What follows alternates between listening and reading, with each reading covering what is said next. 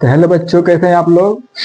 तो आज की क्लास में हम लोग पढ़ने वाले हैं साइंस। साइंस में क्या पढ़ना है, उत्तल दर्पण और अवतल दर्पण में अंतर। ठीक है, तो चलिए आज के टॉपिक ये है हम लोग का कि उत्तल और अवतल दर्पण में अंतर स्पष्ट करना है। ठीक है, तो चलिए चलते हैं उत्तल दर्पण पर। ठीक है, यानी उत्तल दर्पण को इंग्लिश में बोलते हैं कन्वेक्स मिरर।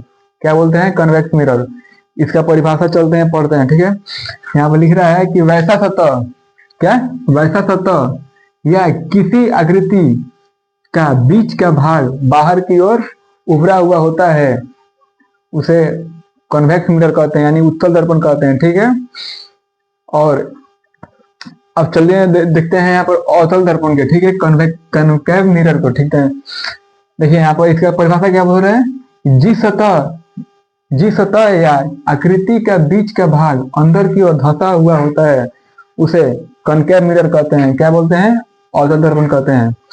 ठीक है, अब इसका उदाहरण में क्या है कि चम्मच का बाहर वाला भाग क्या होता है, उभरा हुआ होता है। अवतल दर्पण में जो होता है चम्मच, उसका जो बाहर वाला भाग होता है क्या होता है, उभरा हुआ होता है। ठीक है, अब देखिए यहाँ पे, अब वही देखिए आते हैं अवतल दर्पण में, तो जो चम्मच का अंदर वाला भाग होता है क्या होता है, धंसा हुआ होता है। अंदर में क्या होता है, धंसा हुआ होता है। ठीक है, अब यहाँ पे बोल रहे हैं अवतल दर्पण में, उत्तल दर्पण में बोल रहे हैं कि गेंद की सतह, जो गेंद की सतह होती है वो क्या होती है, बाहर की ओर उभरी होती है, यानी उभरा हुआ होता है। जो बाहर का सतह होता है उभरा हुआ होता है। देखिए अब अवतल दर्पण में क्या होता है कि जो कटोरी होता है, कटोरी के अंदर वाला भाग जो होता है वो धंसा हुआ होता है। क्या होता है? धंसा हुआ होता है। ठीक है, अब देखिए यहाँ बोल रहा है कि किरणें फैलता है, या उत्तल दर्पण में क्या होता है, किरणें फैलता है?